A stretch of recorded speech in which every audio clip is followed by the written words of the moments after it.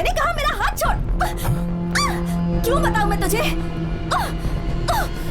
मेरा हाथ छोड़। नहीं बताऊंगी मैं, छोड़। आदि चलो अंदर।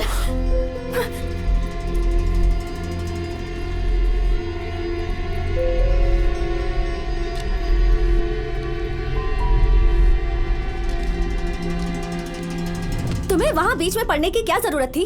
जितनी प्रॉब्लम है उतनी काफी नहीं है। इस मोहल्ले के लोगों ने इसका चेहरा देख लिया है अब। तुमने ये बेवकूफी क्यों की? सॉरी, मैंने देखा उसने दीदी का हाथ पकड़ा और सब लोग चुपचाप तमाशा देख रहे थे, इसलिए मैंने। अच्छा जाने दो, जो होना था हो गया। मनी भाई, अब हमें क्या करना चाहिए? इस कनक नगर कॉलोनी में रेड्डी के आदमी बहुत ही कम हैं, इसलिए चिंता की उतनी बात नहीं है। लेकिन उन्हें पता चलते ही वो लोग कभी भी आ सकते हैं, इसीलिए आज की रात ये यहाँ ना रहे तो अच्छा होगा। और दीदी आप? वो लोग मुझे कुछ नहीं करेंगे। देखो, मुझे जो कहना था मैंने कह दिया। तुम लोगों को जो करना है वो करो। एक मैटर खत्म नहीं हुआ कि दूसरा शुरू हो गया। मनी भाई, क्यों ना हम अपने गुप्त ठिकाने पर चले जाते हैं? हम वहां पर बिल्कुल सेफ रहेंगे और वहां से नजर भी रख सकते हैं।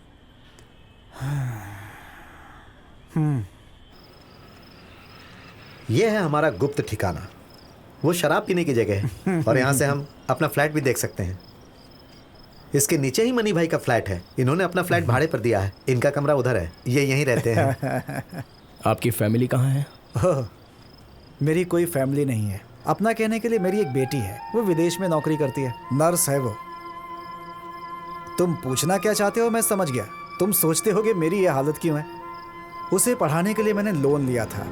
मुझे लगा कि नौकरी मिलने के बाद वो मेरी मदद करेगी, लेकिन वो एक अमीर लड़के से शादी करके विदेश में सेटल हो गई। कभी कभार वो मुझे पैसे भेजती है, लेकिन उसके पैसे से मेरी प्रॉब्लम हल नहीं होने वाली है। अभी तो मैं बिल्कुल अकेला ही हूँ। मेरी पत्नी की मौत हो चुकी है, अब मुझे पैसों की क्या जरूरत है ना। जब मैं मरूंगा तो सिर्फ मेरा एक फ्लैट ही बचा होगा, वो भी बैंक ले लेगा।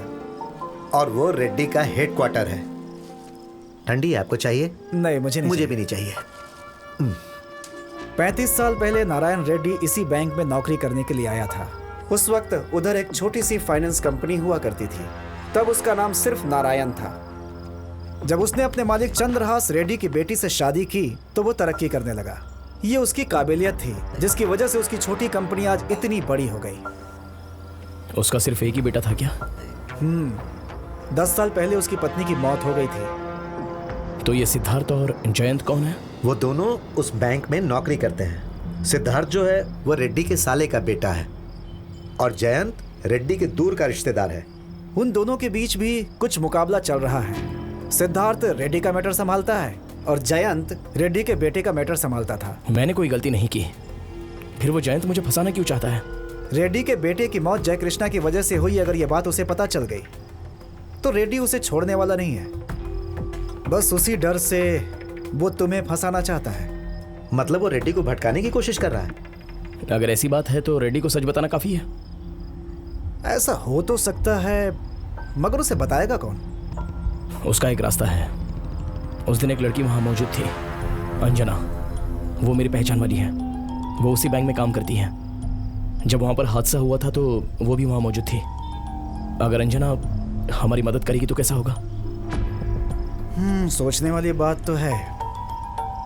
हम लोग उस लड़की से मिलकर बात कर सकते हैं। लेकिन तुम लोग उस लड़की को जानते नहीं हो। अच्छा, उस लड़की का फोन नंबर तो होगा ना? नहीं, हम +2 में एक साथ पढ़ते थे, उसके बाद हम अभी मिले। एक रास्ता है, हम बाइक लेकर नहीं जाएंगे। मनी भाई, आप कार का इंतजाम कर सकते हैं? लेकिन क्यों? उस लड़की से मिलने हम इसे भी ले जाएंगे। तो फिर जया को भी साथ लेकर चलते हैं। हम एक लड़की से मिलने जा रहे हैं तो हम भी अपने साथ एक लड़की को लेकर चलते हैं। हो सकता है कुछ बात बन जाए। पर मुझे नहीं लगता ये अच्छा आइडिया है। अच्छे काम के लिए जाते समय ऐसी बातें मत करो दीदी। मुझे नहीं लगता वो लड़की हमारी मदद करेगी, यही कह रही थी। उस लड़की की वजह से ही आज इसकी ये हालत है। क्या मतलब है? मतलब ये कि वो मदद करेगी, करना पड़ेगा। जरूर करेगी। चलो देखते हैं। वो जो कह रही है बिल्कुल सही है। आखिर वो भी तो एक लड़की है। एक लड़की ही दूसरी लड़की के बारे में जान सकती है। मुझे नहीं लगता कि वो लड़की अब तक जिंदा भी होगी। और अगर है भी तो दूसरे की मदद करने के लिए अपनी जान को खतरे में क्यों डालेगी? सब हमारे जैसे बेवकूफ नहीं होते।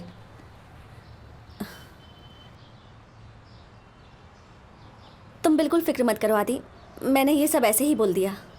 हम लोग अपनी मर्जी से तुम्हारी मदद कर रहे हैं, ठीक है? और उस नारायण रेड्डी से पुराना हिसाब चुकाना है। लेकिन उस लड़की का मामला कुछ और है। अगर वहाँ कुछ भी गड़बड़ हुई तो तुम्हें लगता है वो आदमी उसे छोड़ेगा? सुनो, मैं एक बात बताती हूँ। वो लड़की तभी हमारी मदद करने के लिए राजी होगी जब ये उससे मिलकर बात करेगा। क्या तुम वो रिस्क ले सकोगे? मुझे बिल्कुल डर नहीं लगता। यही लोग मुझे जाने से मना कर रहे थे। ये लोग मूर्ख हैं, ऐसी ही बात करेंगे।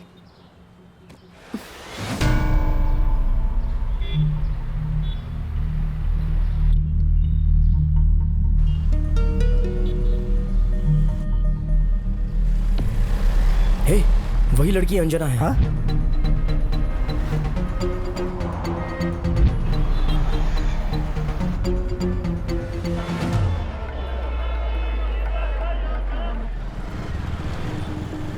Okay, bye. See you tomorrow.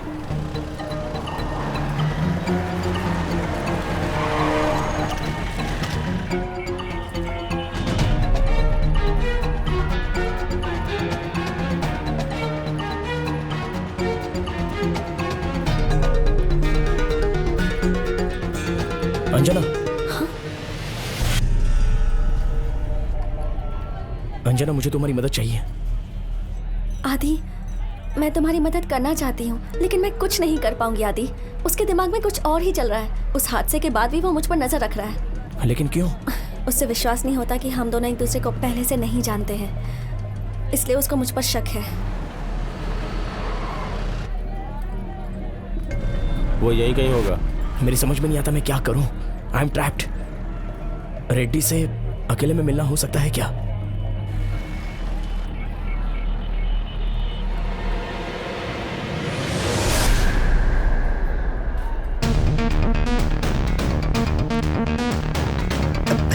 अरे फोन क्यों नहीं लग रहा?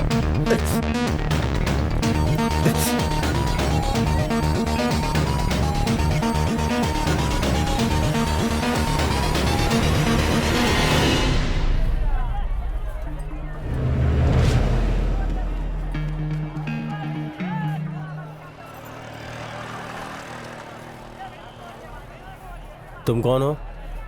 तुम कौन हो? ये कौन है? मैं इसे पहले से जानती हूँ। तुम कैसे जानती हो? मेरे क्लासमेट की दीदी है ये। ये कौन है? ये मेरे साथ मेरे ऑफिस में काम करते हैं। ओह अच्छा, मुझे लगा कि ये तुम्हारा बॉस है।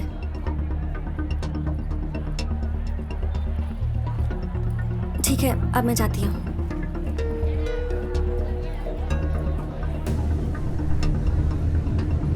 चलो।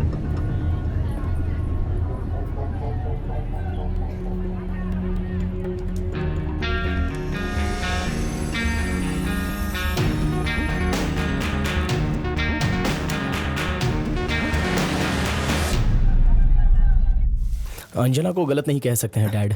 देखो बेटा, फिलहाल तुम वो सब करने की कोशिश मत करो। जितनी जल्दी हो सके विदेश चले जाओ, वही सेफ रहेगा। तब तक तुम बाहर बिल्कुल मत जाना। नहीं मॉम, आप घबराइए मत। मैं कहीं नहीं जाऊंगा।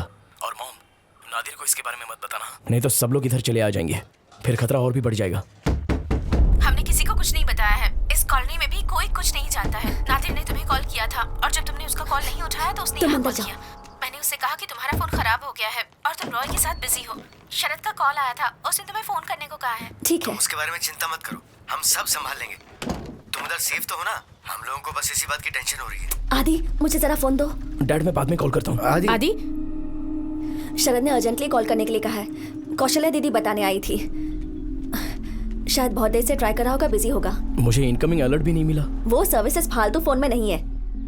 हेलो दीदी, अभी के अभी आदि को घर से बाहर जाने के लिए बोलो। उसे मेरी बाइक और हेलमेट दे दो। क्यों, क्या हुआ? रेड्डी के आदमी आसपास के एरिया में उसकी फोटो लेकर हर एक घर में जाकर उसे ढूंढ रहे हैं और वो लोग कभी भी हमारे घर तक पहुंच सकते हैं। दीदी, आप उससे कहो कि वो वहां से तुरंत निकल ले। हेलो, हाँ, आप अपना फोन उसे दे दीजिए। जल्दी चलो।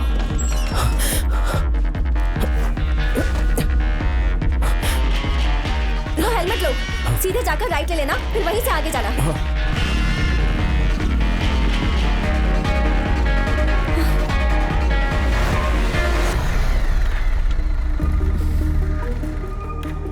जरा रुको। इसको जानती हैं क्या? पहले कहीं देखा है इसे? नहीं।